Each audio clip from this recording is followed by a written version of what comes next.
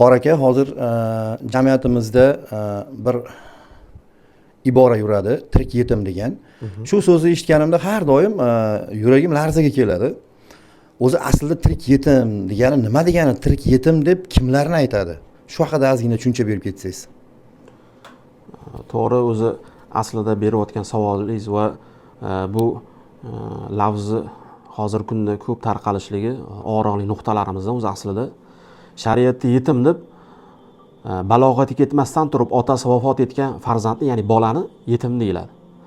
Agar o'sha bola balog'atga yetgandan keyin yetimlik ismi, ya'ni undan ko'tariladi, ya'ni yetimlikdan chiqadi. Demak, bundan ko'rinadiki, agar o'sha farzandni otasi tirik bo'lsa, u yetim hisoblanmaydi. Vaqtinchalik ota-ona Allohning qadari bilan yashamayaptimi, nima bo'lgan taqdirda ham u haqiqiy shariatdagi yetim hukmida bo'lmaydi. Chunki uni otasi bor, uni nafaqasi, odob axloqi shu otasini zimmasida bo'ladi. Shu arab lug'at kitoblarida keladi. Yuqorida aytganimizdek, agar balog'atga yetmasdan turib otasi vafot etgan bo'lsa, u yetim deyiladi. Agar otasi ham, onasi ham vafot etgan bo'lsa, latim deyiladi shu kitoblarda. Agar otasi tirigu, lekin onasi vafot etgan bo'lsa, al-aji deyiladi.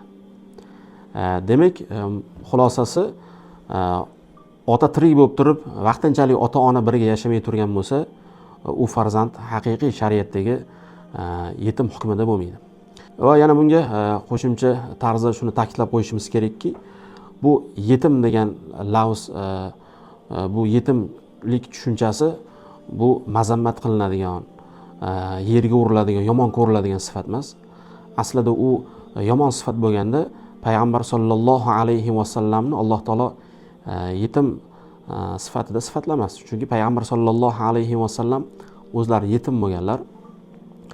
Chunki Alloh taolo o'zini payg'ambarini, mahbubini bunaqangi yomon ko'riladigan, jirkanadigan sifat bilan sifatlamagan bo'lardi. Ya'ni shunaqangi yomon sifat bo'lganda. Va payg'ambar sollallohu alayhi vasallam o'zlari ham yetim men bilan jannatda mana shu ikkita barmoq bilan yonma-yon birga men bilan bo'ladi degan ma'noda hadisni aytganlar.